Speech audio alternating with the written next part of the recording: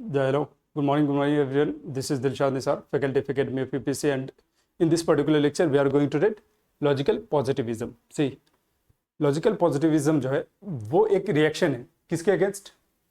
Idealism के against और metaphysical question के अगेंस्ट, हर उन फिलोसफी के अगेंस्ट, हर उन फिलोसफर्स के अगेंस्ट जो मेटाफिजिकल क्वेश्चन को अननेसेसरली इंटरटेन करते हैं, अननेसेसरी स्पेकुलेशन के जरिए मेटाफिजिकल एंटिटी को लाकर इस्टेब्लिश कर देते हैं फील्ड ऑफ फिलोसफी में। तो अब ये जो टाइम है ना, यानी हम लोग एनालिटिक फिलोसफर से जितनी भी पहले जितनी भी फिलोसफर्स को हमने पढ़ा है, लॉजिकल पॉजिटिविज्म उन सब के अगेंस्ट एक रिएक्शन है। ये लोग मेनली इन्फ्लुएंस है किससे? साइंस से। और इनफैक्ट ये चाहते भी हैं, इनका मेन एम ही है फिलॉसफी को क्या बनाना? Philosophy should become a rigorous science, philosophy को साइंस की तरह बनाना। यानी इनका ये मानना है कि फील्ड ऑफ फिलॉसफी में ना मोस्टली ये जो मेटाफिजिकल एंटिटी आ चुकी है, अब क्योंकि ये मिसकंसेप्शन है, ये फॉल्स, ये ऐसी चीज़ है जिसकी नॉलेज कभी पॉसिबल हो ही नहीं सकता। और क्योंकि हम लोग जिनकी नॉलेज नहीं पॉसिबल है, हम उसी के नॉलेज में लगे हुए हैं, और इस वजह से जो हमारा साइंस है उसमें हम ग्रो नहीं कर पा रहे। और अभी नो अगेन ये जो 20th सेंचुरी है ना, ये टाइम है किसका? मटेरियल साइंस में डेवलपमेंट का। अभी साइंस पीक पे चल रहा है वेस्टर्न वर्ल्ड में, अभी साइंस काफ़ी डेवलप कर चुकी है। यही वो टाइम है जहाँ पर आइंस्टीन अभी थ्योरी ऑफ रिलेटिविटी दे चुके हैं, न्यूटन ने भी अपना पूरा वो दे चुका। न्यूटन अभी नहीं आएंगे, बट न्यूटन भी इसके कंटेम्प्रेरी ही है दूसरे वर्ल्ड में। तो इनका ये मानना है कि क्यों ना फिलॉसफी से हम अब मेटाफिजिकल चीज़ों को हटा दें, अब फिलॉसफी को हम साइंटिफिक बना दें, एक रिगरस साइंस की तरह बना दें, जहाँ पर हर वो स्टेटमेंट जो हम फिलॉसफी में दे रहे हैं उसे वेरीफाई किया जा सके, और वही स्टेटमेंट को हम एक्सेप्ट करें जिसे हम वेरीफाई कर सकते हो। अब इससे होगा क्या? इससे ये होगा कि जितनी भी मिसकंसेप्शन है, जितनी भी फॉल्स नॉलेज है, वो सब ऑटोमेटिकली एलिमिनेट हो जाएंगी। अगेन वो जो फॉल्स नॉलेज जब हम कहते हैं तो इनके साथ साथ मेटाफिजिक्स भी ऑटोमेटिकली एक्सक्लूड हो जाएगा। Why? Because we don't have any way to verify metaphysical entity, metaphysical statement, and that is why automatically it will be excluded from the field of philosophy। और हमारा मेन सेंटर क्या आ जाएगा? Main centre आ जाएगा कि philosophy को आप science की तरह बनाना है, यानी हम जिस चीज़ के ऊपर भी बात करेंगे हम उसे वेरीफाई कर सकते हो, या फिर उसका हमारे पास कोई एक लॉजिकल एनालिसिस हो, या फिर वो लॉजिकल पॉसिबल हो, या फिर वो एनालिटिक एक स्टेटमेंट हो। इनका क्या मानना है? इन सब का यही मानना है कि फिलॉसफी में बहुत ज़्यादा मिसकंसेप्शन आ चुका है, तो क्यों ना अब उन सबको दूर किया जाए। अब टाइम आ चुका है उन सबको दूर करने का। अब हमें ग्रो करना है किसमें? मटेरियल साइंस में। ये लॉजिकल पॉजिटिविस्ट जो है ना, ये लोग एक ग्रुप फॉर्म करते हैं जिसे हम क्या बोलते हैं? Vienna circle. वियना सर्कल ये कहाँ है? ऑस्ट्रेलिया में है ना, ऑस्ट्रिया में। इसमें बहुत सारे फिलोसफर्स आकर फिलोसफी अपनी फिलोसफी डिस्कस करते हैं। बट जो हमें याद रखना है वो ये है कि इसमें सिर्फ फिलोसफर नहीं आते, इसमें साइंटिस्ट भी आते हैं। एंड दैट इज वाई इन सब का ये मानना है कि अब क्यों ना फील्ड ऑफ फिलोसफी को अब पूरा रिगरस साइंस बना दिया जाए। फिलोसफी में जितने भी मेटाफिजिकल क्योरीज है ना, उन सबको बिल्कुल ऑलटुगेदर रिजेक्ट कर दिया जाए और फिलोसफी को बिल्कुल साइंटिफिक बना दिया जाए। अब सी इसमें आते कौन कौन है? एजे अय्यर, इसमें आता है कौन? स्किलिक, इसमें आता है कौन? न्यूरत, और एंड सो ऑन, और भी बहुत सारे। बट जो हमें याद रखना है वो ये है कि इसमें सिर्फ और सिर्फ फिलोसफर नहीं है, बल्कि इसमें साइंटिस्ट भी है। एंड दैट इज वाई ये चाहते हैं कि फिलोसफी को बिल्कुल साइंटिफिक बना दिया जाए, मेटाफिजिकल क्वेश्चन को, मेटाफिजिकल एंटिटी को बिल्कुल एलिमिनेट कर दिया जाए। सी इनका ये क्लेम नहीं कर रहे कि मेटाफिजिकल एंटिटी है या नहीं है, it's a different matter of debate. वो ये चाह रहे हैं कि भाई ये जो हम लोग मेटाफिजिकल एंटिटी को एंटरटेन कर रहे हैं फिलोसफी में, हम कभी भी उस एंटिटी को प्रूफ कर ही नहीं सकते। और अगेन अगर से हम जान भी लिए, लेट अस अज्यूम कि गॉड एग्जिस्ट करता है, तो अगर से गॉड एग्जिस्ट करता है इसका मतलब बहुत पहले से एग्जिस्ट करता है। तो जब बहुत पहले से एग्जिस्ट करता है और उसके बावजूद भी सब सारी की सारी डेवलपमेंट ह्यूमन पे ही आ रही है, हम पर ही आ रही है, जो कुछ भी कर रहे हैं वो हम ही कर रहे हैं, तो फिर हम क्यों ही उनको गॉड को साइंस में लाकर रख दें। हम अपने टेम्परामेंट को साइंटिफिक बनाएं और उन सबको एक अलग रहने दें। वो जब आप कोई सा भी वो पढ़ते हैं तो ये क्या बताया जाता है कि जो रिलीजन है वो हमारी पर्सनल वो है ना, वो घर के अंदर की चीज़ है, वो हमारा पर्सनल फेथ है। सेम वे कि भाई ठीक है गॉड है या नहीं वो आपके घर के बात के हम ढूंढ लेंगे उसको, बट जब हम साइंस की बात करेंगे ना तो उसमें सिर्फ और सिर्फ साइंस की ही बात करेंगे, और वो इसीलिए इस तरह की बातें कर रहे हैं। इनका मेन एम ही था कि मेटाफिजिकल जितनी भी मेटाफिजिकल क्लेम्स है, जितनी भी मेटाफिजिकल एंटिटी है, उन सबको एक्सक्लूड करना फील्ड ऑफ फिलॉसफी से। बट अगेन अगर से कोई सिर्फ ये कह दे कि भाई ये जो बात है ये रियल नहीं है, तो ऐसे तो बहुत सारे लोग हैं ना। कांत ने क्या कहा कि जब भी हम इन सब चीज़ों पर कोई भी एक थीसिस देते हैं तो उसका एंटी थीसिस ऑलरेडी प्रेजेंट रहता है। तो अगर से ये लॉजिकल पॉजिटिविस्ट आकर ये कह दे कि भाई ये जो गॉड वर्ड है वो कुछ नहीं होता, इसको एंटरटेन करना बंद करो, साइंटिफिक टेम्परामेंट वो करो, तो कोई क्यों ही मान लेगा। आपको कोई बेस बनाना पड़ेगा। सी रिमेंबर डेविड ह्यूम ने जब गॉड को, सॉल को जब ये स्टैब्लिश किया कि इन सब चीज़ों का नॉलेज नहीं हो सकता, तो उन्होंने बेस किसको बनाया? एक्सपीरियंस को। कि देखिए जिन चीज़ों का हमें एक्सपीरियंस नहीं होगा उन चीज़ों का आइडिया नहीं मिलेगा, और जिन चीज़ों का आइडिया नहीं उन चीज़ों का नॉलेज पॉसिबल नहीं हो सकता। कांत ने भी क्या करा? डुअलिटी पहले स्टेब्लिश करा कि भाई एक नॉमिना है, एक फिनोमिना। फिनोमिना को तो हम जान सकते हैं, नॉमिना को हम नहीं जान सकते। क्यों नहीं जान सकते? क्योंकि रीजन की कुछ लिमिटेशंस है। हम अगर से उस लिमिटेशंस को सरपास करने की कोशिश करेंगे तो एक ऐसे स्टेट में पहुंच जाएंगे जिसे हम क्या बोलते हैं? Transcendental illusion, pseudo knowledge. तो उसका कभी नॉलेज पॉसिबल नहीं हो सकता। In the same way logical positivist क्या देते हैं? एक वेरिफिकेशन प्रिंसिपल देते हैं। अब हम आ चुके हैं कहाँ? अपने सिलेबस पे। सी ये देते हैं वेरिफिकेशन प्रिंसिपल, या इसे वेरिफिकेशन थ्योरी भी कहते हैं ना। इसका क्या मानना है? इस थ्योरी का ये मानना है कि एक मीनिंगफुल प्रोपोजिशन वही होगा जिसको हम या तो लॉजिकली वेरीफाई कर सके या एम्पिरिकली वेरीफाई कर सके। तीन कंडीशन है, दो क्या? पहला क्या है? या तो वो लॉजिकली वेरीफिएबल हो, या वो एम्पिरिकली वेरीफिएबल हो, या फिर वो एनालिटिक स्टेटमेंट हो। ये क्या करे? A statement to be meaningful it must be either analytic और लॉजिकली वेरीफिएबल। पहला तो क्या होना चाहिए? अगर से कोई मीनिंगफुल स्टेटमेंट वही होगा जो या तो वो एनालिटिक स्टेटमेंट हो, या फिर वो एम्पिरिकली वेरीफिएबल हो,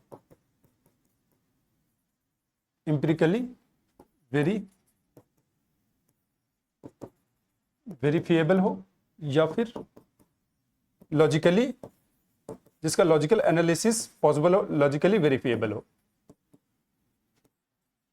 तो अब देखना इन्होंने कितना स्वीट अटैक किया, कितना प्यार से अटैक किया है आइडियलिज्म पर और मेटाफिजिकल एंटिटी पर। इन्होंने ये नहीं कहा कि वो सब बुलशिट है। Of course they don't believe in metaphysical entity, but सिर्फ कहा ही नहीं। देखना इसे कितना सिस्टमेटिक वे में अटैक किया इन्होंने कहा कि फिलॉसफी का काम क्या है? फिलॉसफी का काम है ट्रूथ को डिस्कवर करना। और हम क्या कर रहे हैं? हम ऐसी चीज को डिस्कवर करें जिसको जो पता ही नहीं कि वो ट्रूथ है या नहीं है। तो अब क्यों ना हम ट्रूथ को फाइंड आउट करें। अब हम ट्रूथ को फाइंड आउट करेंगे और हमने ये क्लेम किया कि ये ट्रूथ है, तो फिर उसका वेरिफिकेशन होना जरूरी है। अगर से वो वेरीफाई नहीं हुआ तो हमें कैसे पता चलेगा कि ये ट्रूथ है? फिलोसफर्स किसे कहते हैं? जो ट्रूथ को फाइंड आउट करे। और फिलोसफी किसको, हम फिलोसफी में पढ़ते क्या? ट्रूथ को। अब फॉर एग्जांपल यहाँ पर हेगल, अगर से हम हेगल को इंट्रोड्यूस करें, हेगल क्या बोलते हैं? एक एग्जांपल ले रहे हैं कि हेगल ने क्या कहा? द एब्सोल्यूट इज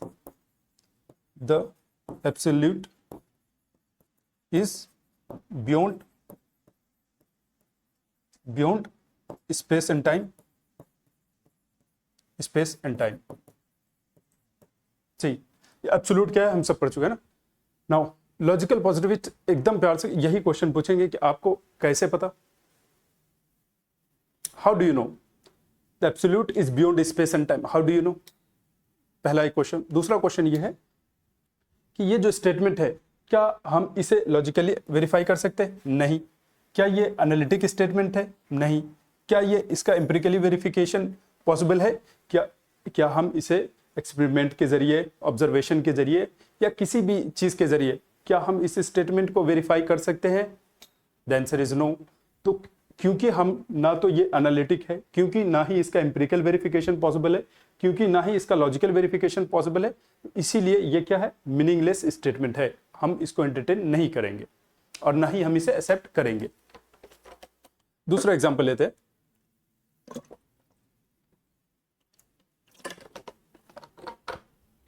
दूसरा एग्जाम्पल क्या है कि मान लेते हैं, मैं इस मार्कर का एग्जाम्पल ले रहा है ना, the marker is black, is black. अब सही, क्या ये मार्कर ब्लैक है? ब्लैक है। क्या हम इसे वेरीफाई कर सकते हैं? बिल्कुल इंपेरिकली वेरीफाई, डायरेक्ट वेरीफाई कर सकते हैं कि हाँ भाई ये ब्लैक है, तो ये स्टेटमेंट क्या है? मीनिंगफुल। नाउ नाउ यहाँ पे ना थोड़ा कंफ्यूजन पैदा हो जाता है, इसलिए मैं थोड़ा सा गलत एग्जांपल लेता हूँ। द मार्कर इज रेड, हमने क्या एग्जांपल लिया? The marker is red. अब क्योंकि ये ब्लैक है तो क्या ये मीनिंगफुल हुआ?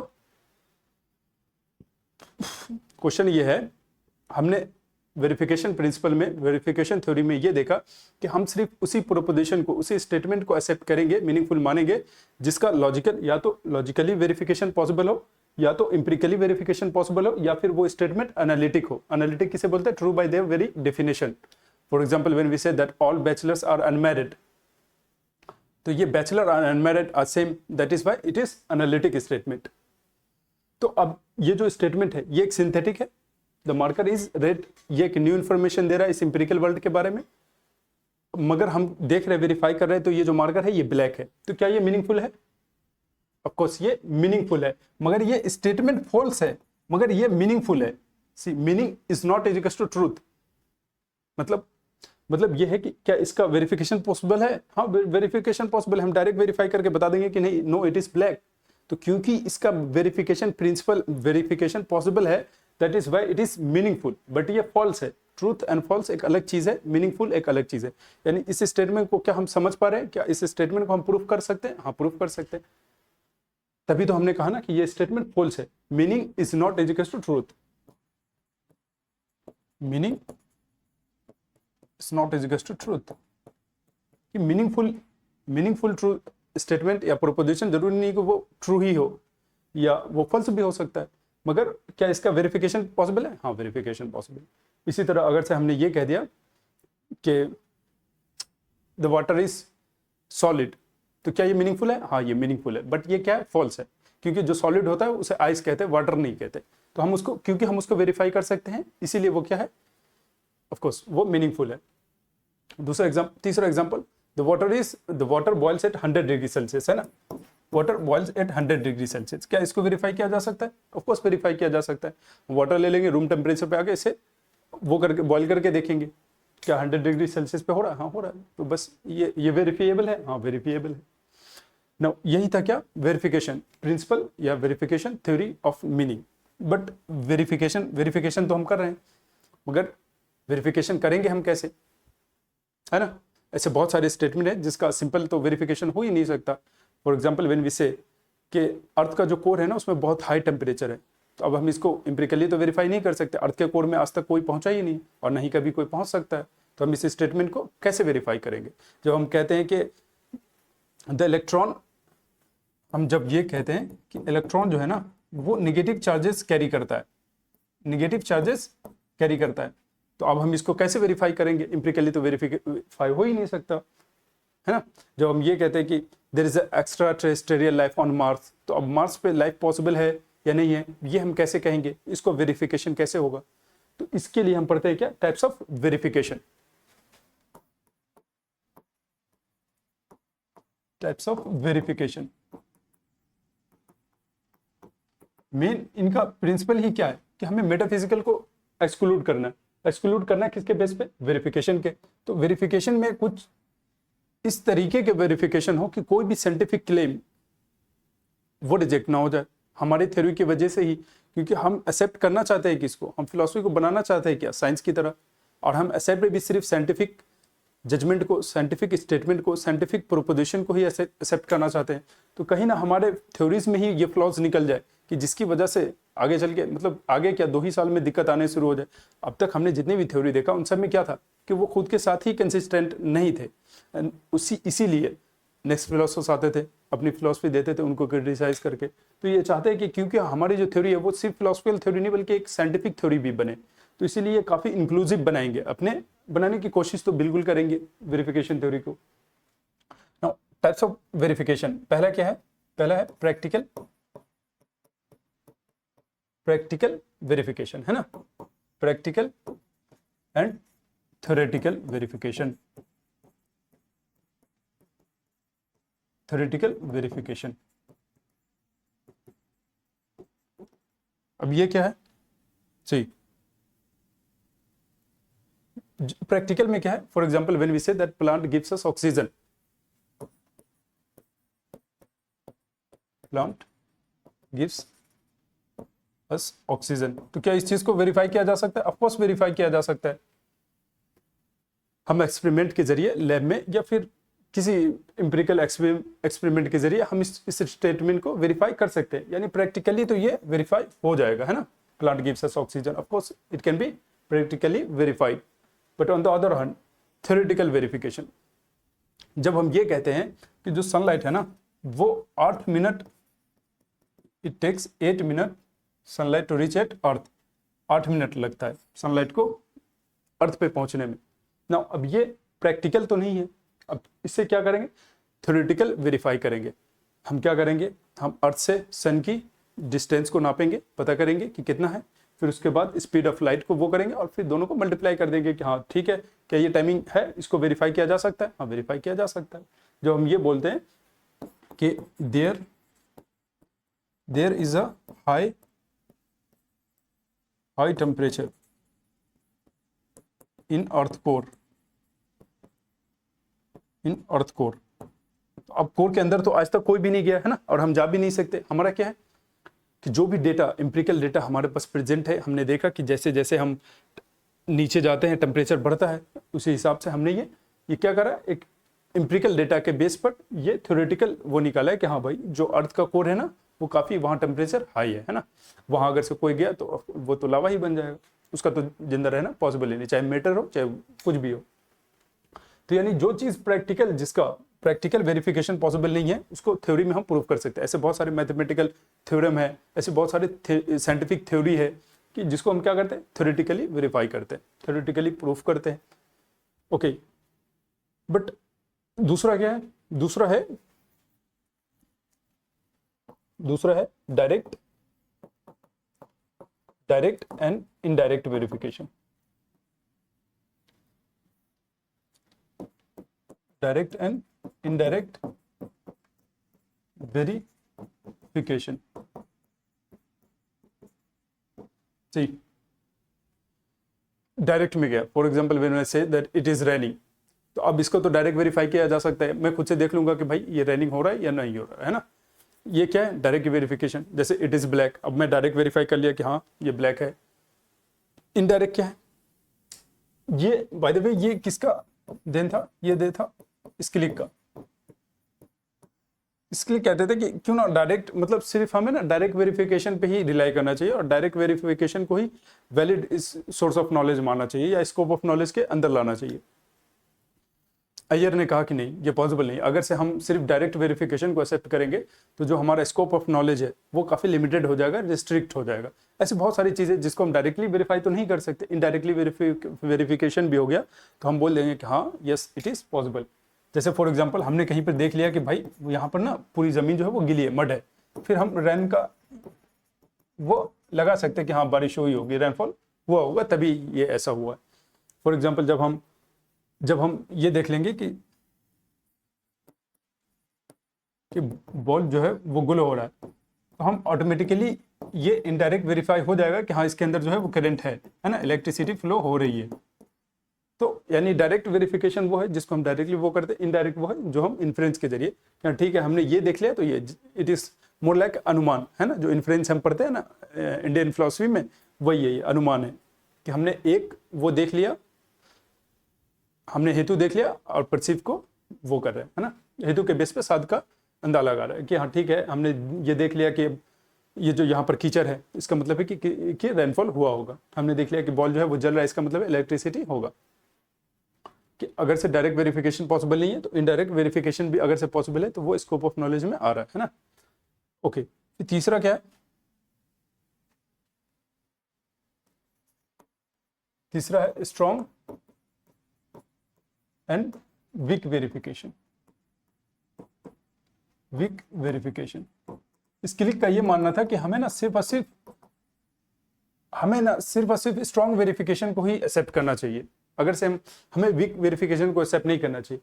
बट एजे अय्यर एक बुक लिखते हैं लॉजिक एंड ट्रूथ, उसमें कहते हैं कि नहीं, अगेन वही सेम रीजन देते हैं कि अगर से हमने सिर्फ स्ट्रॉन्ग वेरिफिकेशन को एक्सेप्ट किया तो फिर हमारा स्कोप ऑफ नॉलेज पॉसिबल नहीं, मतलब बहुत ही लिमिटेड हो जाएगा। और ऐसी बहुत सारी चीज़ें जो वाकई में नेसेसरी ट्रूथ है, यूनिवर्सल नॉलेज है, नेसेसरली नॉलेज है, मगर हम उसको प्रूफ नहीं कर पाएंगे अपने थ्योरी के जरिए। जैसे स्ट्रॉन्ग वेरिफिकेशन कैसे कि भाई इट इज़ रेनिंग आउटसाइड, तो अब हमने खुद से देख लिया तो ये स्ट्रॉन्ग वेरिफिकेशन हो गया, या फिर हमने खुद से एक्सपीरियंस कर लिया तो वो स्ट्रॉन्ग वेरिफिकेशन हो गया, या फिर हमने किसी लैब में किसी एक्सपीरियंस के जरिए किसी ऑब्जर्वेशन के जरिए प्रूफ कर दिया तो वो स्ट्रॉन्ग वेरिफिकेशन हो गया। वीक वेरिफिकेशन कैसे? वीक वेरिफिकेशन आप सोच सकते हो, सी जब हम ये कहते हैं स्ट्रॉन्ग वेरिफिकेशन में हम कभी भी ये नहीं कह सकते कि ऑल मैन आर मॉर्टल। कैसे? स्ट्रॉन्ग वेरिफिकेशन मतलब जब तक हम नहीं देखेंगे कि दुनिया के सारे लोग जो मर रहे हैं, हम ये नहीं बोलेंगे that all man are mortal. हम इसीलिए अय्यर ने वीक वेरिफिकेशन लिया कि हम इससे ना क्या करेंगे, हम यूनिवर्सल स्टेटमेंट जितने भी है उसको हम प्रूफ कर सकते हैं। जैसे हमने देखा कि एक आदमी मर रहा है, दो आदमी मर रहा है, तीन आदमी मर रहा है, फिर इससे हमने ये अंदाजा लगा लिया, इससे ये वीक वेरीफाई हो गया कि हाँ ठीक है, दुनिया में जितने भी लोग हैं ना वो सब मरणशील है, सब एक ना एक दिन मरेंगे। फिर दूसरा एग्जाम्पल लेते हैं, जब हम ये बोलते हैं कि हमने देखा कि मेटल 1 वो हीट करने पे एक्सपेंड कर रहा है,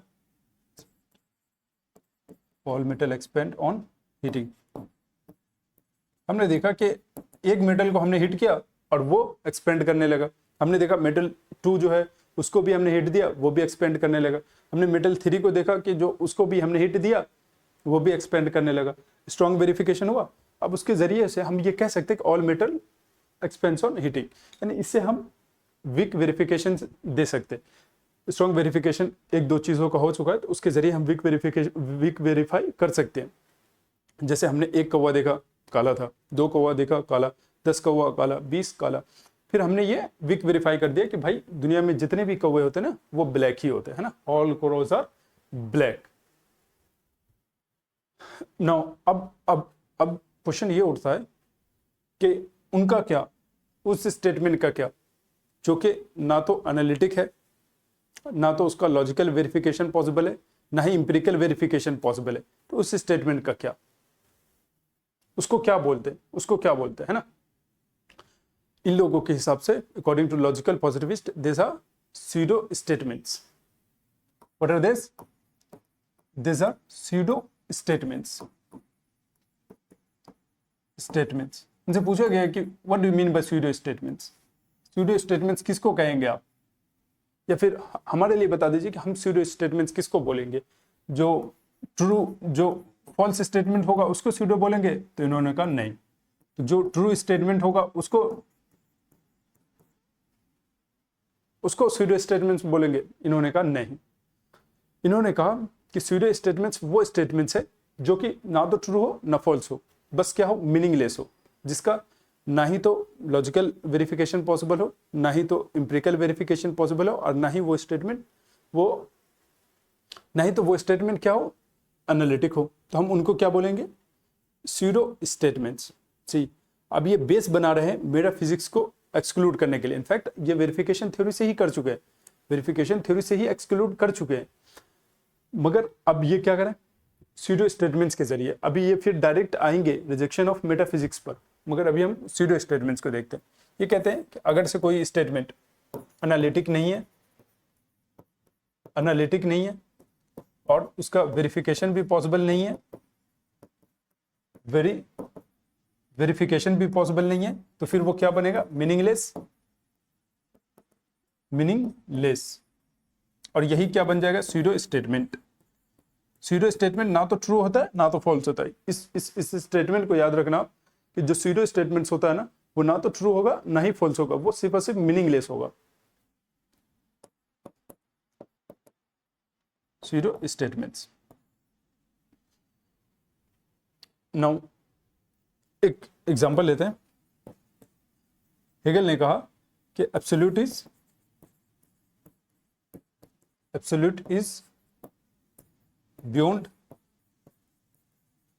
स्पेस एंड टाइम। अब ये इनके हिसाब से क्या होगा? ये इनके हिसाब से स्यूडो स्टेटमेंट्स। ये क्या ही बात कर रहे हो, क्या हम इसको वेरीफाई कर सकते हैं? नहीं। क्या ये एनालिटिक स्टेटमेंट है? नहीं। तो ये क्या हो गया? Pseudo statements. सिर्फ यही होता है? नहीं। इन्होंने कहा, फिर इनसे क्वेश्चन पूछा गया कि ठीक है चलिए बताइए कि जब हम कोई अपनी फीलिंग, इमोशन को शेयर करते हैं, that for example when I love India, तो ये तो एक इमोशंस है, क्या इसको वेरीफाई किया जा सकता है? नहीं, इसका भी वेरीफाई नहीं किया जा सकता। तो क्या ये मीनिंगफुल है? उन्होंने कहा नहीं। ये क्या है? ये एक स्यूडो स्टेटमेंट्स है। ये भी एक स्यूडो स्टेटमेंट्स है। ये भी एक स्यूडो स्टेटमेंट्स है। ये भी एक ना तो ट्रू है ना तो फॉल्स है। हमें पता ही नहीं कि भाई आप इंडिया से प्यार करते हो या नहीं करते हो। इस चीज का वेरिफिकेशन नहीं हो सकता। कोई भी आके ये क्लेम कर सकता है। तो इसीलिए, क्योंकि इसका पॉसिबल नहीं हो सकता वेरिफिकेशन, इसीलिए ये जो स्टेटमेंट है ये क्या है? ये बिल्कुल मीनिंगलेस है। यानी इनके हिसाब से जो हमारे इमोशंस है वो बिल्कुल, इमोशंस है ना, वो बिल्कुल क्या है? मीनिंगलेस है, यूजलेस है। आप अगर से किसी को बोल रहे हो अपने पेरेंट्स से या अपने partner say that I love you, तो फिर लॉजिकल पॉजिटिविस्ट बोलेंगे क्या ही बोल रहे हो, ये तो बिल्कुल मीनिंगलेस बात है, मीनिंगलेस। ओके, तो सिर्फ क्या इमोशनल चीजें, इमोशनल स्टेटमेंट ही मीनिंगलेस है? नहीं। एथिकल भी, एथिकल स्टेटमेंट जैसे we should always be honest, अब क्या इसका वेरिफिकेशन हो सकता है? नहीं, इसका भी वेरिफिकेशन नहीं हो सकता। कैसे वेरिफिकेशन करोगे? ये क्या, ये एक नॉर्मेटिव साइंस है। और ये लोग क्या बनाना चाहते हैं? ये लोग फिलॉसफी को बनाना चाहते हैं डिस्क्रिप्टिव साइंस। और डिस्क्रिप्टिव साइंस किसका बन सकता है? जो फैक्ट के तौर पे प्रेजेंट हो। साइंस क्या करता है? जो फैक्ट्स प्रेजेंट होती है उसे डिस्क्राइब करने का काम करता है। और लॉजिकल पॉजिटिविस्ट का यही टारगेट ही है कि हम फिलॉसफी को भी बिल्कुल डिस्क्रिप्टिव साइंस बना दे। बट एथिक्स जो होता है, एथिक्स क्या होता है? एक नॉर्मेटिव साइंस होता है, साइंस ऑफ शुड होता है। एथिक्स क्या होता है? Ethics is a science of should. कि फॉर एग्जांपल एथिक्स क्या बोलता है? वी शुड ऑलवेज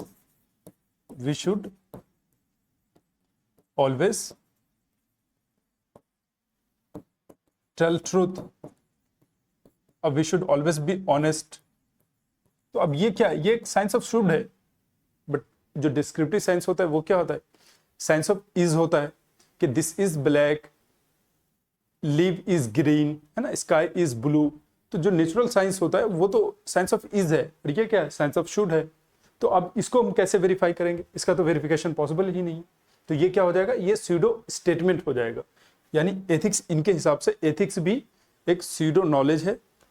हमारे इमोशनल, हमारा इमोशन जो है, इमोटिव कंटेंट, वो भी क्या है? एक स्यूडो नॉलेज है। तीसरा क्या? प्रिस्क्रिप्टिव।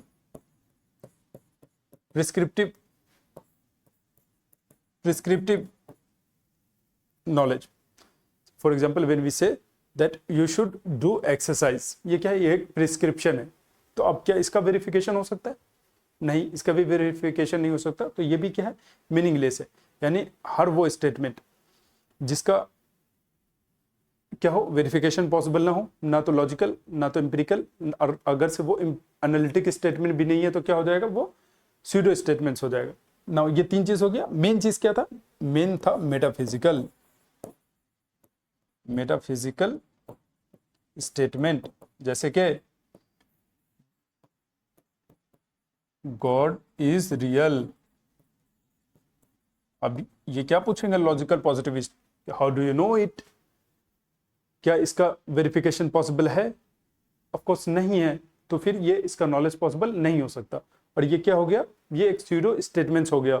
इसी तरह soul is immortal, soul is immortal. तो फिर ये भी क्या हो गया? क्या हम इस चीज को प्रूफ कर सकते हैं? Of course not. Nobody can prove the immortality of soul. कैसे? क्योंकि इन्होंने बेस क्या रखा है? वेरिफिकेशन का बेस क्या रखा है कि या तो वो इंप्रिकली वेरीफाई हो, या फिर लॉजिकली वेरीफाई हो, या फिर वो स्टेटमेंट एनालिटिक हो। अब सॉल को किसी, सॉल क्या है? सॉल एक स्पिरिचुअल एटम है ना, स्पिरिचुअल थिंग है, एक इनविजिबल थिंग है, जिसे which can only be sensed through inference our consciousness, our mind. अब वो विजिबल इस तरह मटेरियल, सॉल तो एक मटेरियल चीज है नहीं, तो उसको हम कैसे वेरिफिकेशन के जरिए प्रूफ करेंगे? नहीं कर सकते। तो अगर क्योंकि नहीं कर सकते, इसलिए वो क्या है? Pseudo statements. अब बात है कहाँ पर? सही, हमने ये देख लिया कि इन्होंने क्या कहा, मेटाफिजिक्स को एक्सक्लूड करने के लिए इन्होंने ये बेस बनाया कि हम वही स्टेटमेंट को एक्सेप्ट करेंगे जिसका वेरिफिकेशन पॉसिबल हो, and this is how he exclude metaphysics from the field of philosophy. तो अब हम ये देखते हैं कि ये रिजेक्शन इनका मेन क्या था, रिजेक्शन ऑफ मेटाफिजिक्स।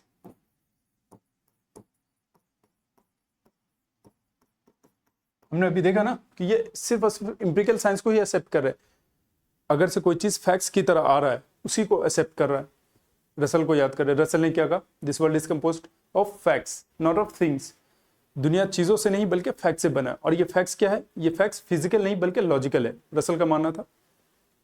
विट्जेनस्टाइन भी कुछ ऐसा ही बात कर रहे थे पिक्चर थ्योरी ऑफ मीनिंग में कि सी, जब हम किसी भी स्टेट ऑफ अफेयर्स को किसी प्रोपोजिशन के जरिए जब हम एक्सप्लेन करते हैं या बोलते हैं तो हम उसे एज अ पिक्चर की तरह लाकर रिप्रेजेंट, वो प्रोपोजिशन एज अ पिक्चर की तरह लाकर रिप्रेजेंट कर देता है हमारे सामने। जब when we for example when we say that Taj Mahal is in Agra, now Taj Mahal is in Agra, ये एक फैक्ट है जो इस एम्पिरिकल वर्ल्ड में प्रेजेंट है। अब उस प्रोपोजिशन ने क्या किया कि अभी मैं ताजमहल को विटनेस नहीं कर रहा, नहीं देख रहा, बट फिर भी मेरे माइंड में, मेरे कंसियसनेस में उसकी इमेज आ गई। अब इस तरह के लैंग्वेज से क्या कभी मिसकंसेप्शन पैदा होगा? नहीं होगा। तो ये लोग भी यही चाहते हैं कि फिलोसफर्स जितने भी साइंटिस्ट है वो इसी तरह की बातें करें जिसका क्या वेरिफिकेशन पॉसिबल हो। जो काम पिक्चर थ्योरी ऑफ मीनिंग का था वो इनका वो काम ये कर रहा है किससे, वेरिफिकेशन थ्योरी ऑफ प्रिंसिपल से। ये जो rejection of, by the way, ये जो रिजेक्शन ऑफ मेटाफिजिक्स है ना, इसकी शुरुआत यहाँ से नहीं हुई है, इसकी शुरुआत बहुत पहले से ही हो चुकी है। सही, अब याद करें डेविड ह्यूम को। जब हम लोग डेविड ह्यूम की एपिस्टेमोलॉजी पढ़ रहे थे, उन्होंने क्या कहा कि देखिए, नॉलेज पॉसिबल होने के लिए एक्सपीरियंस सबसे ज्यादा जरूरी है। क्या? एक्सपीरियंस। जब हम किसी भी ऑब्जेक्ट को एक्सपीरियंस करते हैं तो उससे हमें क्या मिलता है? उससे मिलता है हमें आइडिया, और मैं बहुत ज्यादा डिटेल में नहीं जा रहा है ना, बस आइडिया आप समझ लीजिए। और फिर उसके बाद इस आइडिया से क्या मिलता है हमें? नॉलेज। यानी नॉलेज पॉसिबल होने के लिए सबसे रूट कॉज क्या है? एक्सपीरियंस। अब क्योंकि मेटाफिजिकल एंटिटी जैसे गॉड, सोल, हेवन, लिबरेशन या अल्टीमेट रियलिटी, सब्सटेंस, इन सब चीजों का हमें कभी भी एक्सपीरियंस नहीं हो पा रहा, इसीलिए उसका नॉलेज पॉसिबल नहीं है। वो चीजें है या नहीं है, वो एक that's another matter of debate है ना, वो बिल्कुल डिफरेंट मैटर ऑफ डिबेट है। क्या उसके नॉलेज पॉसिबल हो सकता है? नहीं, वो स्कोप ऑफ नॉलेज में ही नहीं आ रहा। तो इन सब चीजों का, मेटाफिजिकल एंटिटी का नॉलेज पॉसिबल नहीं हो सकता। ये किसने एस्टेब्लिश किया था? डेविड ह्यूम ने। सेम चीज को किसने कॉपी पेस्ट किया? कांत ने भी। कांत ने भी क्या करा कि डुअलिज्म इन्होंने एस्टेब्लिश किया ना, एक फिनोमेना बनाया और एक नॉमिना बनाया। उन्होंने कहा कि देखिए, फिनोमेना का तो नॉलेज पॉसिबल हो सकता है, क्यों? क्योंकि यहाँ हमारा डायरेक्ट एक्सेस है, इसको हम एक्सपीरियंस करते हैं, और इसका जो सेंसेशन है वो हमारे 12 कैटेगरीज ऑफ अंडरस्टैंडिंग होकर गुजरता है, और हम उस तरह के अंडरस्टैंडिंग बिल्डअप करते हैं और उसी तरह के जजमेंट पास करते हैं। यानी फिनोमेना का तो नॉलेज पॉसिबल हो सकता है, मगर नॉमिना का नहीं। और नॉमिना की क्योंकि हमारा एक्सेस नहीं है यहाँ तक, क्योंकि इसका कोई सेंसेशन नहीं, कोई एक्सपीरियंस नहीं, तो वो 12 कैटेगरीज में वो आएगा भी नहीं और नॉलेज पॉसिबल नहीं होगा। हम इसके बारे में जो भी जजमेंट देंगे वो क्या होगा? वो ट्रांसेंडेंटल इल्यूजन होगा, फॉल्स नॉलेज होगा, है ना, स्यूडो नॉलेज होगा। यानी ये जो इसकी शुरुआत है, रिजेक्शन ऑफ मेटाफिजिक्स की शुरुआत बहुत पहले से हो चुकी है। बट कांत ने इसे एक्सेप्ट किया था। कांत ने क्या कहा था कि हम, ऑफ कोर्स मैं मानता हूं कि कोई गॉड है, मगर वो ये मेरा बिलीफ है और हम इसे कभी भी रीजन के बेस पे प्रूफ नहीं कर सकते। और ये जो गॉड है या सोल है या हेवन है, लिबरेशन, जो कुछ भी है, इसका कभी भी नॉलेज पॉसिबल नहीं हो सकता। राशनल नॉलेज तो पॉसिबल हो ही नहीं सकता, हम नहीं जान सकते। ये यहां तक सेम चीज को क्या कह रहा है मेटाफिजिक्स, ये लॉजिकल पॉजिटिविस्ट का भी यही कहना है कि भाई ठीक है, वो है या नहीं है, वो बिल्कुल अलग बात है, हम उस पर अब वो करेंगे ही नहीं। हमारा मेन फोकस का एम्पिरिकल साइंस पर। वो जब ये कहते हैं ना, कोई कहता है कि कोई स्टेटमेंट देता है कि देखिए ना, गॉड एग्जिस्ट, या फिर कोई कहता है कि सोल इज रियल, या फिर कोई कहता है the soul of Superman is good, the soul of Superman. तो ये कहते हैं कि सी, ये वो चीज़ है जिसका वेरिफिकेशन पॉसिबल ही नहीं, और ये चीज़ एग्जिस्ट करता है या नहीं करता है इसको कभी भी वेरीफाई नहीं किया जा सकता। क्योंकि वेरीफाई नहीं किया जा सकता इसलिए इसका नॉलेज पॉसिबल नहीं, इसको हम प्रूफ नहीं कर सकते। और इसको सिर्फ प्रूफ नहीं कर सकते, इसको क्योंकि इसको प्रूफ नहीं कर सकते इसीलिए इनको फील्ड ऑफ फिलॉसफी से ही एक्सक्लूड कर देना चाहिए, निकाल देना चाहिए। ये हमारा मेटर ऑफ डिबेट बनना ही नहीं चाहिए क्योंकि इसका नॉलेज ही पॉसिबल नहीं है।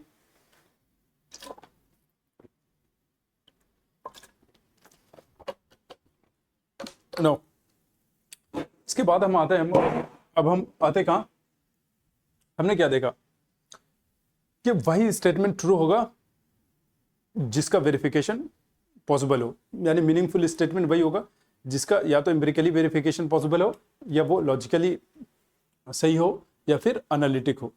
बट क्वेश्चन ये है कि फिर एनालिटिक स्टेटमेंट का, एनालिटिक प्रोपोजिशन का वेरिफिकेशन क्यों नहीं, वो ऑटोमेटिकली ट्रू कैसे हो गए, है ना। क्वेश्चन ये भी है ना कि जब आप सिंथेटिक, इन्होंने क्या करा कि अगेन कांत की तरह इन्होंने भी सिंथेटिक और एनालिटिक में इन्होंने जजमेंट को बांटा। अब इन्होंने कहा कि ये जो स्टेटमेंट है ये इसको कोई वेरिफिकेशन की जरूरत नहीं, वेरिफिकेशन के सिंथेटिक को है।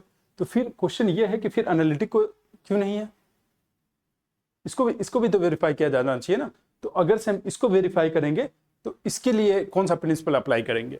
अब तक जो हम पढ़ रहे थे वो सिंथेटिक के लिए।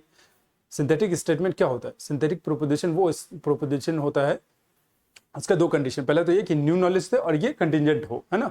तो ये न्यू नॉलेज देता हो एम्पिरिकल वर्ल्ड के बारे में, जो हम कुछ भी बात करते हैं, for example that this is black, तो मैंने आपको ये एक new information the, this is blue, ये इस एम्पिरिकल वर्ल्ड के बारे में नॉलेज है, और ये जो स्टेटमेंट है ये एक न्यू इन्फॉर्मेशन दे रहा है।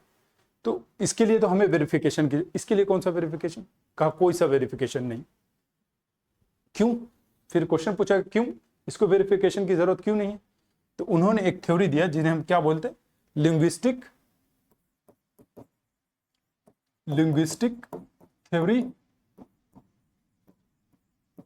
Theory of necessary proposition. Linguistic theory of necessary proposition मतलब एनालिटिक स्टेटमेंट किसे बोलते हैं, ऑल बैचलर्स और अनमैरिड,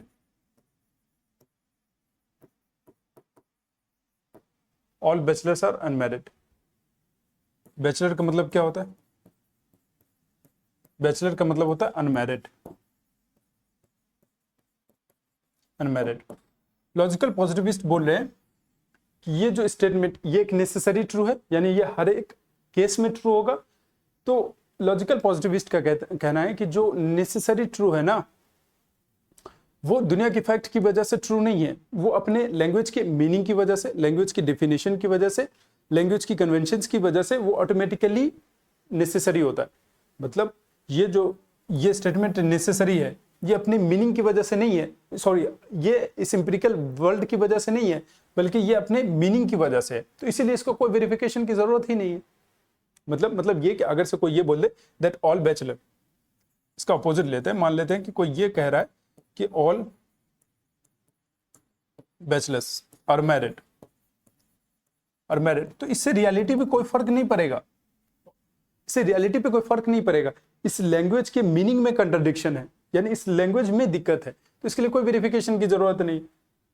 नेसेसरी ट्रूथ जो होते हैं उसको कोई वेरिफिकेशन की जरूरत नहीं। क्यों, क्योंकि वो एक एनालिटिक होते हैं और उसका जो ट्रूथ है वो डिपेंड करता है उसके मीनिंग पर, इस एम्पिरिकल फैक्ट पे नहीं। जब हम ये कहते हैं कि प्लांट गिव्स अस ऑक्सीजन, तो ये जो प्रोपोजिशन है ये इस एम्पिरिकल वर्ल्ड के बारे में दे रहा है, इसलिए ये जो एम्पिरिकल वर्ल्ड पे डिपेंड करता है, इसकी ट्रूथ या फॉल्सिटी इस एम्पिरिकल वर्ल्ड के नॉलेज पे डिपेंड करेगा। बट जब हम नेसेसरी ट्रूथ के बारे में बात करते हैं, तो क्योंकि नेसेसरी ट्रूथ ये जो एनालिटिक होते हैं, और क्योंकि एनालिटिक होता है तो इसी वजह से इसकी जो ये डिपेंडेंसी है वो वर्ड्स के मीनिंग पर है, इस एम्पिरिकल फैक्ट पर नहीं। समझ में आया? एक बार फिर से समझते हैं। हमने कहा कि ऑल बैचलर्स आर अनमैरिड, ये एक नेसेसरी ट्रू है। क्यों है? क्योंकि बैचलर और अनमैरिड एक सेम चीज है, यानी इसकी जब मीनिंग निकालते हैं हम तो ऑटोमेटिकली ये एक नेसेसरी ट्रूथ है, यानी हर एक केस में ये ट्रू होगा। अब इसको वेरिफिकेशन की जरूरत क्यों नहीं? क्योंकि ये अपने मीनिंग की वजह से है ना, इसीलिए इसे वेरीफाई, ये टोटोलॉजी होता है। जैसे for example when we say that a triangle is a three sided figure, a triangle is a three sided figure. Of course अब ये जो स्टेटमेंट है ये एक नेसेसरी ट्रूथ है और ये एक एनालिटिक है। अब ये अपने मीनिंग की वजह से, ये अपने मीनिंग की वजह से ही ट्रू है, इसीलिए कभी भी इसको प्रूफ करने की जरूरत नहीं पड़ती, हमें कोई भी वेरिफिकेशन की जरूरत नहीं पड़ती। सी ये क्या कर रहे हैं, ये अपने फिलॉसफी को डिफेंड कर रहे हैं। कैसे? इन्होंने क्या करा, हम सिर्फ वही स्टेटमेंट को एक्सेप्ट करेंगे जिसको वेरीफाई किया जा सके। अब नेसेसरी ट्रूथ का मतलब समझ रहे हो कि अब नेसेसरी ट्रूथ किसको बोलते हैं? जो हर हाल में हो, जो हर हाल में ट्रू हो उसको बोलते हैं, और हमेशा ट्रू हो। आज अगर से ट्रू है तो कल भी ट्रू होगा, परसों भी ट्रू होगा एंड सो ऑन। आज से 10,000 साल बाद भी ट्रू होगा और आज से 10,000 साल पहले भी ट्रू था, उसको बोलते हैं नेसेसरी। तो अब इसका मतलब अगर से हम अभी वेरीफाई कर रहे हैं तो हम तो अभी का सिर्फ क्लेम कर पाएंगे ना कि हाँ ये चीज अभी है। फॉर एग्जांपल अभी हम ये वेरीफाई कर रहे हैं कि आज जो है वो रेनफॉल पॉसिबल है, ये आज का वेरिफिकेशन है, मगर हर रोज रेनफॉल पॉसिबल है, ये इसका वेरिफिकेशन हम कैसे करेंगे? हमारे पास कोई मेथड ही नहीं है कि हर रोज क्या रेनफॉल पॉसिबल होगा, नहीं होगा। तो ये नेसेसरी ट्रूथ हम कैसे दे सकते हैं? कोई ऐसा वेरिफिकेशन प्रिंसिपल है? तो इन्होंने अपने डिफेंड के लिए इन्होंने एक लिंग्विस्टिक थ्योरी ऑफ प्रोपोजिशन दिया कि जो नेसेसरी ट्रूथ होता है ना, वो तो इस इंपेरिकल फैक्ट के उस पर तो डिपेंड ही नहीं करता, तो उसको हम क्यों वेरीफाई करेंगे? वो तो अपने मीनिंग की वजह से क्या होता है, नेसेसरी ट्रू होता है। Now that's all. अब आते हैं कहां, इसके क्रिटिसिज्म पे। See philosophy without criticism is incomplete. See पहला इन्होंने क्या कहा, स्यूडो स्टेटमेंट्स का देखते हैं कि इन्होंने क्या कहा कि ये जो स्यूडो स्टेटमेंट्स है ना, स्यूडो स्टेटमेंट्स ये क्या है?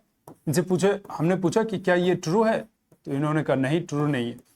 फिर हमने पूछा कि क्या ये फॉल्स है, फॉल्स प्रोपोजिशन को बोलते हैं, तो इन्होंने कहा नहीं इसको भी नहीं बोलते। पूछा है अब ये किसके कंट्राडिक्टरी में? ये लॉज ऑफ लॉजिक के अगेंस्ट है। कैसे? लॉज ऑफ लॉजिक में थर्ड लॉ जो है वो क्या है, एक्सक्लूडेड मिडिल का, एक्सक्लूडेड मिडिल का, कि अगर से मैं ये बोल रहा हूं that I am a female, और अगर से ये स्टेटमेंट फॉल्स है तो I am a male automatically true हो जाएगा, है ना? कि किसी चीज का अगर से मैं ये बोल रहा हूं that I am not a human being, अगर से ये स्टेटमेंट फॉल्स है तो I am a human being, ये ऑटोमेटिकली ट्रू हो जाएगा। तो अगर से ये स्टेटमेंट ट्रू नहीं है, अगर से ये स्टेटमेंट ट्रू नहीं है तो फिर फॉल्स ऑटोमेटिकली है, और अगर से ये फॉल्स नहीं तो ट्रू है। यानी ये क्या कर रहे हैं, ना तो ट्रू है ना फॉल्स है, which is against laws of logic. भाई ये तो लॉजिक के अगेंस्ट ही है ना, रूल्स ऑफ लॉजिक के अगेंस्ट है, एक्सक्लूडेड मिडिल के अगेंस्ट है ना। दूसरी चीज ये है कि इन्होंने कहा कि only proposition are meaningful which can be empirically verified और लॉजिकली वेरीफाइड, है ना, या फिर वो एनालिटिक हो। बट एक बात बताएं कि मैं एक स्टेटमेंट लिख रहा हूं, द फ्यूचर इज अनप्रेडिक्टेबल। अब ये तो काफी मीनिंगफुल है ना, द फ्यूचर इज अनप्रेडिक्टेबल, ये तो काफी मीनिंगफुल है। सी कांत ने, सॉरी हेगल ने क्या कहा था कि हेगल कह रहे हैं कि जो प्रोग्रेस है, जो इवोल्यूशन है, वो क्या होता है, इवोल्यूशन होता है डायलेक्टिक। बट फिजिक्स ने क्या प्रूफ किया, फिजिक्स ने कहा कि ये जो इवोल्यूशन है, जो डेवलपमेंट है, जो प्रोग्रेशन है, वो लीनियर है, वो डायलेक्टिक है ही नहीं। तो फ्यूचर क्या है, अनप्रेडिक्टेबल है। अब ये जो है, ये जो चीज है, ये वाकई मीनिंगफुल है हमारे लिए, काफी वो है। हम इस चीज को अभी वेरीफाई नहीं कर सकते कि आज से 10 दिन बाद अर्थक्वेक आएगा या नहीं आएगा, या सुनामी आएगा या नहीं आएगा, है ना। एग्जैक्ट तो वेरीफाई नहीं कर सकते, मगर क्या ये जो स्टेटमेंट है, क्या ये मीनिंगफुल है? हाँ है, मगर इनके हिसाब से ये क्या है, मीनिंगफुल नहीं है। तो अगर से हम वेरिफिकेशन थ्योरी को अगर से हम प्रूफ कर सके, एक्सेप्ट कर ले, तो इस तरह की बहुत सारी चीजें जो हम फ्यूचर में प्रिडिक्ट करते हैं, तो वो तो हम कभी एक्सेप्ट कर ही नहीं पाएंगे। और तीसरा ये है ना, ये फिलॉसफी के फील्ड ऑफ फिलॉसफी को काफी रिस्ट्रिक्ट कर रहे हैं। एक रिगरस साइंस बनाने के चक्कर में ये फिलॉसफी को क्या कर रहे हैं, काफी रिस्ट्रिक्ट कर रहे हैं, स्कोप ऑफ नॉलेज को स्ट्रिक्ट कर रहे हैं। मेटाफिजिक्स जो है ऑफकोर्स मान लेते हैं कि मेटाफिजिक्स उसको उसका नॉलेज पॉसिबल नहीं है ना, मान लेते हैं उसको एक्सक्लूड करना है, बट आप मेटाफिजिक्स के साथ साथ एथिक्स को भी तो एक्सक्लूड कर रहे हो ना, एस्थेटिक्स को भी तो आप एक्सक्लूड कर रहे हो। तो एथिक्स तो हमारे पास का काफी ऑफकोर्स हर एक ह्यूमन बीइंग के लिए एथिक्स का नॉलेज होना जरूरी है। एथिक्स तो हमारे पार्ट ऑफ लाइफ है। अगर से मेरे जितनी भी पर्सनल लाइफ है, मैं जैसे ही अपने घर से निकलता हूँ, अपने प्रोफेशनल लाइफ में आता हूँ, अगर से मैं एक एथिकल नहीं रहूंगा, या दुनिया के जितने भी लोग हैं अगर से वो एथिकल नहीं होंगे, तो इस वर्ल्ड में तो क्योस आ जाएगा, क्योस नहीं आएगा। अगर लेट्स से फॉर एग्जांपल मैं जो कार यूज कर रहा हूँ उसका मैं फेयर ना दूं, है ना, मैं जो रेलवे यूज करूँ उसका फेयर ना दूं, भाई नहीं दूंगा, तो ये सारी नॉलेज तो क्या होगा, इनके हिसाब से तो मीनिंगलेस होगा। तो इनके हिसाब से ये सिर्फ वही नहीं कर रहे हैं, ये एथिक्स को भी तो निकाल रहे हैं ना। And ethics is a part of life. Ethics, बिना एथिक्स के इंसान थोड़ी है, वो तो जानवर बन जाएगा ना। और इसका क्रिटिसिज्म क्या है कि ठीक है, ये जो वेरिफिकेशन थ्योरी है ना, क्या वेरिफिकेशन थ्योरी खुद को ही वेरीफाई कर पाया, हो सकता है? नहीं, वेरिफिकेशन थ्योरी सही है, इस चीज का वेरिफिकेशन कैसे होगा? यानी आप खुद किसी भी फिलॉसफी को जज करने का एक बेहतर तरीका ये भी है कि उसके खुद के प्रिंसिपल उसी पर अप्लाई करके देखते हैं कि वो अपना भार खुद उठा पाता है या नहीं। यानी आप कह रहे हो कि भाई मीनिंगफुल स्टेटमेंट वही होगा जो या तो लॉजिकल वेरीफाइड हो, या फिर इंपेरिकली वेरीफाइड हो, या फिर वो एनालिटिक हो। तो फिर आपकी जो ये प्रिंसिपल है, थ्योरी है, वेरिफिकेशन थ्योरी, इसका खुद वेरिफिकेशन नहीं हो पा रहा, इसको हम कैसे वेरीफाई करेंगे कि ये सही है या गलत? तो ये भी एक कंट्राडिक्शन है ना। नो, वो जो स्यूडो स्टेटमेंट था उसका भी क्रिटिसिज्म है। उसका क्रिटिसिज्म क्या है? वही जो देखा ना, ये लॉज ऑफ लॉजिक के अकॉर्डिंग, और फिर वो क्या कर रहे हैं, मेटाफिजिक्स को भी, एथिक्स को भी, एस्थेटिक्स को भी, और प्रिस्क्रिप्टिव नॉलेज को भी वो एक्सक्लूड कर रहे हैं। तो ये कहीं ना कहीं नॉलेज को डिस्ट्रिक्ट कर रहे हैं। अगेन अभी हम ना W.V. क्यून पढ़ेंगे, तो वो 2 डोगमास लिखते हैं, 2 डोगमास ऑफ एम्पिरिसिज्म, तो हम वहाँ ये सब फिर से पढ़ेंगे, इनका क्रिटिसिज्म और अच्छे से भी पढ़ेंगे ना। That's all. थोड़ा सा PYQ डिस्कस कर लेते हैं ना, क्योंकि आप लोगों का ये वो रहता है कि PYQ सॉल्व क्यों नहीं हो रहा। सही, मैंने क्वेश्चन लाया था, मैं देखता हूं क्वेश्चन क्या है। सी, एक 2021 का क्वेश्चन है कि what according to logical positivist are pseudo statements, how does one identify pseudo statements. ये कितना इजी क्वेश्चन है, इसको तो हम मतलब ये तो मजाक है ना। स्यूडो स्टेटमेंट्स क्या है बस ये बता दीजिए, और इसको पहचानते कैसे हैं ये बता दीजिए। अच्छा, इसमें ना क्रिटिकली कि हाँ भाई थोड़ा सा क्रिटिकल हो जाइएगा, एग्जाम्पल के साथ बता दीजिए। स्यूडो स्टेटमेंट्स क्या है भाई? वो स्टेटमेंट्स है जिसका ना तो क्या हो, जिसको हम लॉजिकली वेरीफाई ना कर सकते हो, या एम्पिरिकली वेरीफाई ना कर सकते हो ऑब्जर्वेशन या एक्सपेरिमेंट के जरिए, और वो एनालिटिक ना हो, तो वो क्या है? स्यूडो स्टेटमेंट्स है। हम इसको पहचानेंगे कैसे? अगर से वो इमोटिव हुआ, या क्या बोलते हैं, इमोटिव हुआ, नॉर्मेटिव हुआ, या फिर मेटाफिजिकल हुआ, या प्रिस्क्रिप्टिव हुआ, तो इस तरह से एग्जाम्पल, सबका एग्जाम्पल लेते जाएंगे। और क्रिटिकल में क्या है, वही क्रिटिकल में जाकर ये कर देंगे, ये सब डाल देंगे, हो गया, और प्यारा सा कंक्लूजन कर देंगे। ये क्योंकि ये 15 क्वेश्चन, ये वाला जो क्वेश्चन होगा ना, मैं क्वेश्चन का सेट बता दे रहा हूँ। ये जो क्वेश्चन होगा ना, इसका हम 5 पार्ट्स करेंगे, इसको हम 5 पार्ट्स करेंगे। ये 15 मार्क्स का है, इसको हम 5 पार्ट से, डोंट वरी, हम लोग आंसर राइटिंग का ना एक सेशन शुरू करने वाला है ना, तो उसके बाद से आपको काफी अंडरस्टैंडिंग हो जाएगा, आंसर करते कैसे वो सारा समझ में। इसको 5 पार्ट में तोड़ेंगे। फर्स्ट पार्ट इज इंट्रो, फिर उसके बाद ये लॉजिकल, इसमें इंट्रो में लॉजिकल पॉजिटिविस्ट को इंट्रोड्यूस करेंगे, फिर उसके बाद डिफाइन करेंगे स्यूडो स्टेटमेंट्स को, बाय द वे ये दोनों आप एक साथ भी कर सकते हो, है ना। फिर उसके बाद क्या आएंगे, कैसे आइडेंटिफाई करें उसको, उसमें आना है। फिर चौथे पार्ट में क्या है, क्रिटिसिज्म पे आना है ना, कि ये क्रिटिसिज्म क्या क्या इसकी क्रिटिसिज्म है। 5वें पार्ट में क्या है कि भाई ठीक है, इसकी क्रिटिसिज्म भी है बट ये काफी यूजफुल भी है, यानी एक बैलेंस कंक्लूजन भी लिखना है ना। ये 5 पार्ट में जाएगा।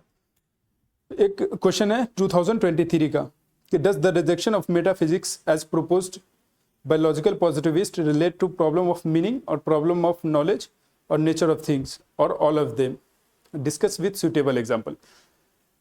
ये जो क्वेश्चन है, ये है क्वेश्चन है 2023 का। सी, ये कह रहे हैं कि ये जो लॉजिकल पॉजिटिविस्ट है ना, मेटाफिजिक्स को जो एक्सक्लूड करा इन्होंने, ये मीनिंग की वजह से करा है या फिर मीनिंग की वजह से करा है या फिर प्रॉब्लम ऑफ नॉलेज की वजह से करा है या फिर चीज़ों के नेचर की वजह से करा है, जो मेटाफिजिकल एंटिटी है उसके नेचर की वजह से करा है, या इनमें से सभी की वजह से करा है। सी, इसका आंसर तो होगा of course all of them, इसमें से सभी के वजह से करा है।